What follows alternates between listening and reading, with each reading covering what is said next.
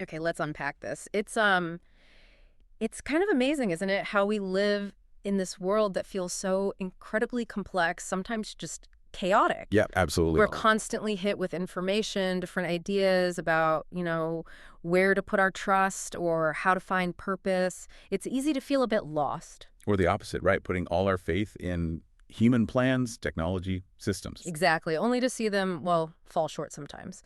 So what if an ancient text, something written thousands of years ago, actually has this profound wisdom, something that speaks directly to us now, giving us maybe a compass? A solid foundation. Yeah, exactly, a solid foundation. So today, that's our deep dive, Psalm 33. The mission is not just to read it, but to really get into its core message, Hmm. look at the history a bit, and then, crucially, see how its insights can genuinely reshape how we see things, how we act, Yeah, encouraging, obedience and really strengthening our faith. that's a great way to put it.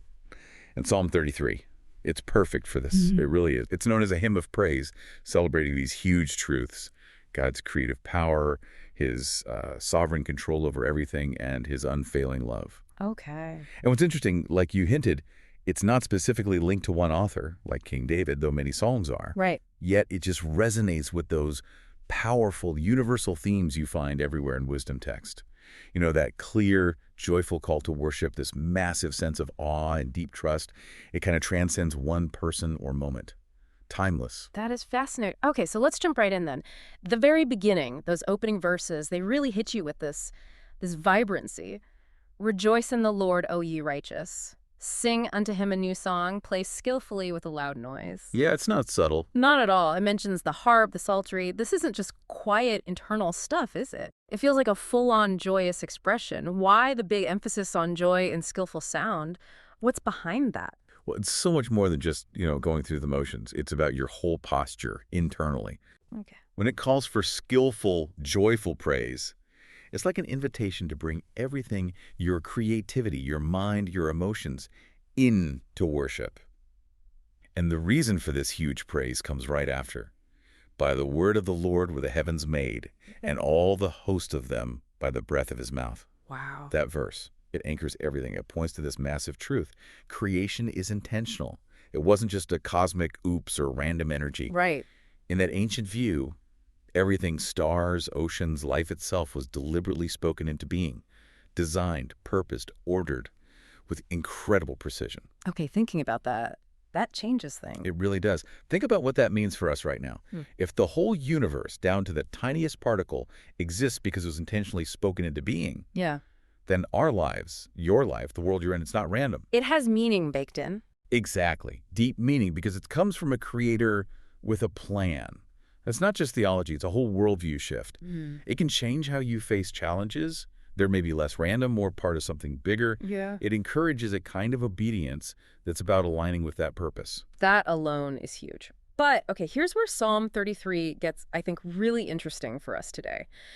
We live in a world that puts so much stock in human plans, right? Oh, definitely. Ingenuity, strategy. Yeah, technology, politics, we think we can engineer our future. But then the psalm just drops this. The Lord bringeth the counsel of the heathen to naught. He maketh the devices of the people of none effect. That's quite a statement. It's a powerful counter-narrative, isn't it? Mm. It suggests pretty strongly that there are limits, Yeah. even to our best laid plans. So what's the takeaway there, especially in ancient times? Well, it connects right back to that idea. God is sovereign over nations. Imagine living back then under the shadow of massive empires, Assyria, Babylon, Egypt, rulers who seemed all-powerful. Terrifying, probably. Absolutely. So this psalm offered incredible comfort. It was revolutionary, really. It said, look, God can and does override even the strongest armies, the cleverest politics. It's this reminder that human strength, human plans, human empires, they look impressive, but they're temporary. Okay. God's purposes, though, they endure generation after generation. So bringing that forward, how does that land today? Where do we put our ultimate trust? That's the question, isn't it? Is it in the economy, political parties, the next tech breakthrough, social trends? The psalm is sort of quietly teaching us, don't place ultimate trust in human systems. Right. Verse 16 says it plainly. There is no king saved by the multitude of an host. Huge army doesn't guarantee safety. That feels very relevant. Totally. Yeah. It translates directly. No one is truly secure just because of immense wealth or clever politics or the latest gadget.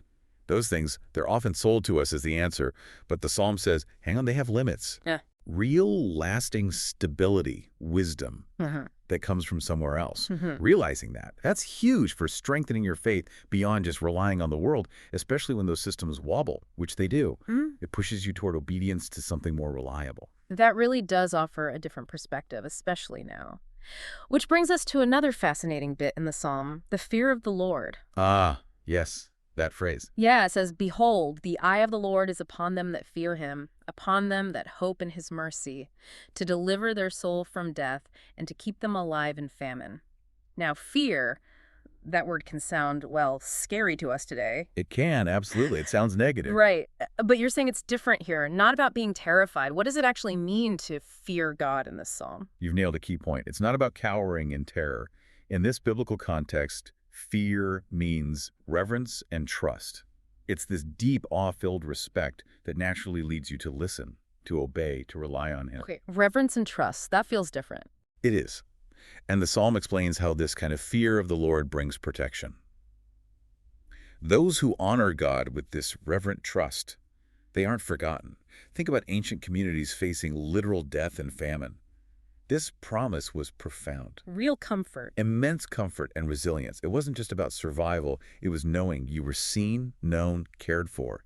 A steady anchor in chaos. And how does that translate for us, living with reverence today? I think it translates into this idea that honor brings insight, the thought that God sees those who respect him.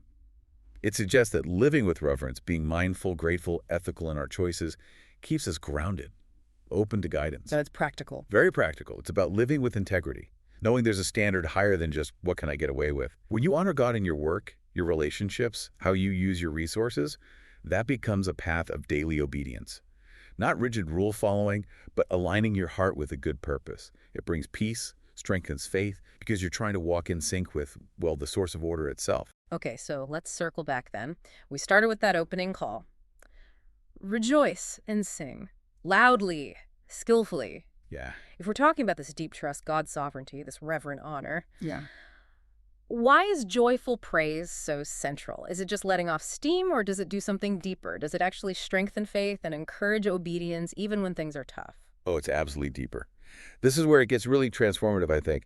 Joyful praise is powerful. It's a profound way to actually strengthen your heart and, crucially, realign your perspective, especially when things are hard. It's not just pretending things are okay. Not at all. It's not denial, not blind optimism. It's a conscious choice.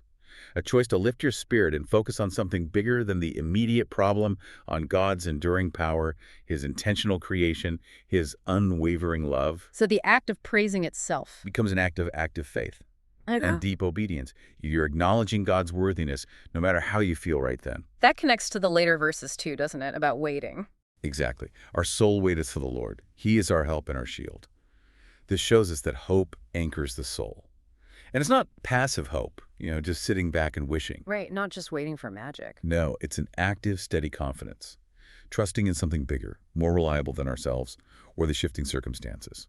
For anyone feeling overwhelmed or lost or anxious, actively choosing to place your hope in God, that gives incredible strength to your faith. It builds a resilience. Yes, knowing there's a reliable source of help and protection. So when we choose to worship, to actively hope, we're not just venting emotion. We are deliberately choosing to realign our deepest trust in our daily actions with ultimate reality.